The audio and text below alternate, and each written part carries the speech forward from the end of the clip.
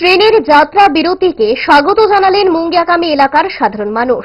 স্বতঃস্ফূর্ত উদ্দীপনায় আজ থেকে চালু হওয়া আগরতলা শিলচর এক্সপ্রেস ট্রেনকে স্বাগত জানাতে বাঁধ ভাঙা উচ্ছ্বাসে জড়ো হন মুঙ্গিয়াকামী এলাকার সাধারণ মানুষ। মুঙ্গিয়াকামীতে ট্রেনের যাত্রা বিরতির দাবি ছিল এলাকার সাধারণ মানুষের। এই নিয়ে দাবি পাল্টা দাবিও উঠেছিল। রাজ্য সরকারের তরফে সাধারণ মানুষের আবেগকে সম্মান জানিয়ে কেন্দ্রীয় রেল মন্ত্রীকে চিঠি দেয়।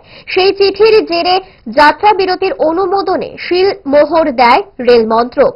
এই স্বাগতিক অনুষ্ঠানে উপস্থিত ছিলেন রাজ্যের জনজাতি কল্যাণ মন্ত্রী বিকাশ দেববর্মা, সাংসদ কৃতি দেবী সিং সহ রেল দপ্তরের উচ্চ আধিকারিকেরা।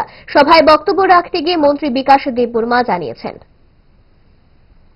हमारा ओसी जी का साथ मिलकर हम मेमोरेंडम पेश किया था, जो हमारा मुंगियाकामी के लिए डिमांड रखा था। जो मुंगियाकामी का यहाँ पे बहुत एरिया है, यहाँ पे टूला सिकल लेके हमारे कोयल लेके यहाँ पे हमारा लोग नहीं तो अगरतला जाना पड़ता है। यहाँ पर कोई ट्रेन हमारा रुकता नहीं है, इसीलिए डिमांड किया था। इसीलिए आज इस डिमांड फुलफिल हुआ। इसीलिए मोदी जी को बहुत धन्यवाद और श्री जी को धन्यवाद और हमारा राज्य को मुख्यमंत्री को धन्यवाद और हमारा MP मैडम को धन्यवाद।